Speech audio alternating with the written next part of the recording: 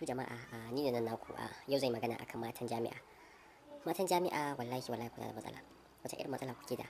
Kuna da matsalar rashin tarbiyya. Kaga yarinya babanta malami, yarinya babanta kullun yana saman buzu masallaci, kullun yana bada sallah, kullun yana bada wa'azi. Amma ganta a jami'a tana iskanci, tana bin ɗakin gayu sai kace kwalo. Da babanta ya soke ta a flyover, especially matan da ke Ibu Zaria. Zan ga yarinya babanta zai soke ta a flyover, ya ce ta karaso makaranta shi zai wuce Kano.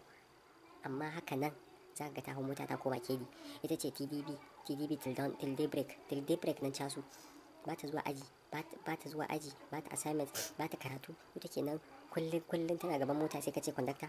Ga ta wani conductor ma ba zai nuna matan biyu shiga mota ba. Matan jami'a wallahi ku bi hankali, ko kuma iyaye ina ba ku shawara, idan za ka tura yarinka makaranta ka tabbatar kana da wani wanda ka sani a garin da za ta je karatu in ya zama dole. Dan ni gaba a gaina ma bai kamata ka tura yarinya mace ka tura ta makarantar jami'a inda ba kusa da kai ba. For what reason? Mata ku tarbiya fa, shi tarbiya yana aiki a kusa da kai. Inda yarinya take, in tana kusa da kai ne tarbiya za ta ce tarbiya na aiki. Amma ka ɗauka yarinya shekaran ta 18 ka ɗauke ta ka wurga ta wani gari kana tura mata kuɗi. To malam da ka tura mata kuɗi ta sai handout ko ta sai abinci, ba abincin da take saya wani ƙato ke ciyar da ita. Kuɗinka kai ya zama bonus, ta samu supplementary account tana zuba kuɗinka banta.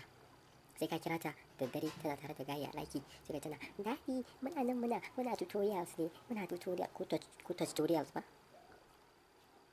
To dan Allah da annabi iyaye idan za ku tura ƴaƴanku makaranta ku tabbatar cewa kun haɗa su da guardian wanda zai dinga lura da al'amuransu. In ya ga za ta fita makaranta ya kira ta, ce dan ubanki da zaki je. In ya ga za ta dawo dan ubanki da ki je. That is how you are going to help yourselves, because wallahi tarbiyyar mata a zamanin nan yana da matukar wahala kuma yana da muhimmanci.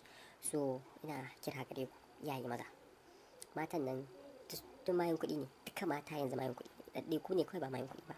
Kuma wanda ba mayan kuɗi ba su ne matan da ke gidanmu. Gidan wallahi ai sai ba su, amma kap matan duniya mayan kuɗi ne. So in ma kana tura ma ɗiyarka 500, wallahi ta ga gayin zai dinga bata 10,000 sai ta dinga bin shi. Kuma duk yanda ya juya ta sai ta yi. Ta kawai a ce da ita ta cikin ta cika gom ta ji an ce wannan yarinya tana hawa Benz, ana ɗaukar ta a Benz. Jesus.